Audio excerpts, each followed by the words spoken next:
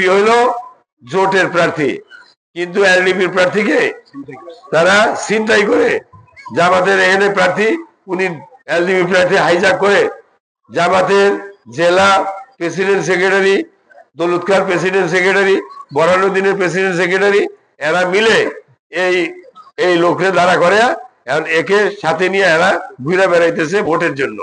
যাকে আমরা কেউ চিনি না, কোনোদিনও সে আসে নাই, উনি সারা জীবন উনি রয়েছে ভোলা থেকে উনি মসজিদ মাদ্রাসা ইমামতি করছে, ধর্মকর্ম কাজ করছে।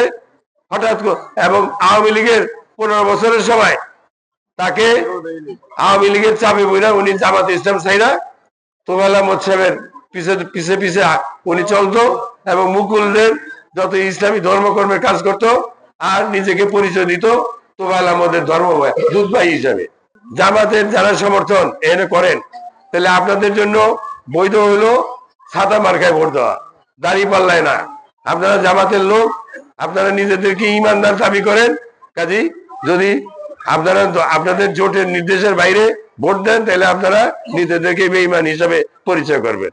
ফেব্রুয়ারি নির্বাচনে ইনশাআল্লাহ আমরা আপনারা ভোট দিলে বিজয়ী হয়ে আপনাদের জন্য তারেক রহমান সাহেবকে আমি দাবি দিয়েছিলাম যে আমি ভোলা বরিশাল ব্রিজ চাই, উনি রাজি হয়ে গেছেন।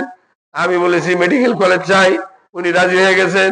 আমি বলেছি গ্যাস ভিত্তিক শিল্প কলকারখানা চাই, উনি রাজি হয়ে গেছেন। আমি বলেছি যে আমাদের এখানে ফার্টিলাইজার ইন্ডাস্ট্রি হবে, রাজি হয়ে গেছেন। আমি বলেছি নদী ভাঙা ব্লক, যেটা আমাদের মূল সমস্যা, এটা সবসময় চালু রাখতে হবে যাতে আমাদের আর কোনো জমির অংশ যেন নদীতে বিলীন হয়ে না যায়। আমি গত রাত্রে আমি ভালো ভালো কন্ট্রাক্টরদের সাথে কথা বলেছি যে চরপাতার মতো আমার সৈয়দপুর দিয়ে বহাদি দিয়ে ওইখানে তুমি ক্রস ড্যাম করে দাও। তুমি 12 তারিখের পরে 13 তারিখে আমি সহ ওয়াবদাতে গিয়ে, ওয়াবদার কাছে তো চরপাতার এটা রেকর্ড আছে,